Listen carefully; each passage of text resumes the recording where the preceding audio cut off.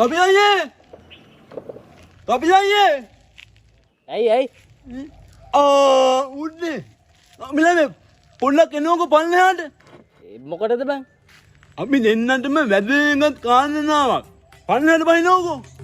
අනේ ඔහොම ඉතින් කියපන් ඉතින් ඒක එහෙම සද්ද කරලා කියන්න පුළුවන් දෙයක් නෙවෙයි පල්ලෙහාට එනකො කිව්වහම අනේ බම් මේ බොහොම අමාරුවෙන් වහල්ට නැගගත්තේ ඔහොම ඉතල කියපන් මට ඇහෙනවා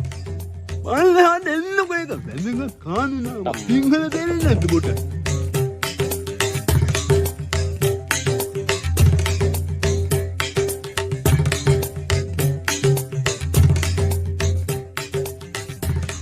දැන් කියපන් වෙත් ටිකක් එන්නකො ඉතින්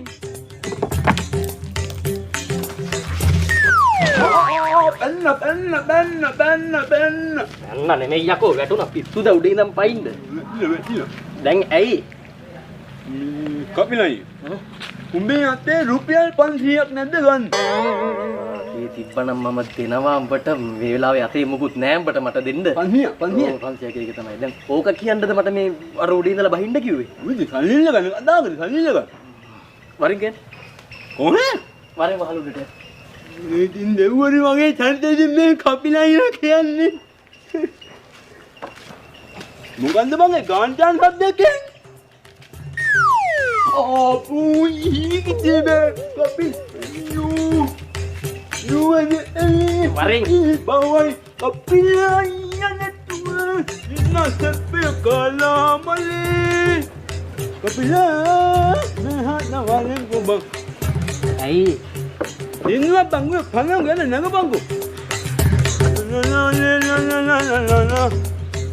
මොකෝ මට උඩින් ඉන්න කියලා කතා කරේ සල්ලි ඇත්ත විතරවන්නේ වෙන්න ඇති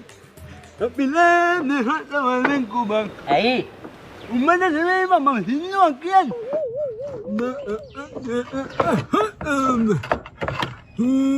හරි මන් දෙම අපිලා 500 දෙයන්කෝ මොන 500ක්ද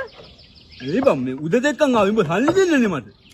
සල්ලි දෙන්න නෙමෙයි උඹට එන්න කිව්වේ සල්ලි නෑ කියන්නේ එහෙන ගහනවා එහෙනම් 500යිත්ම කියන්න තිබ්බනේ සල්ලි උඹ අතේ නෑ කියලා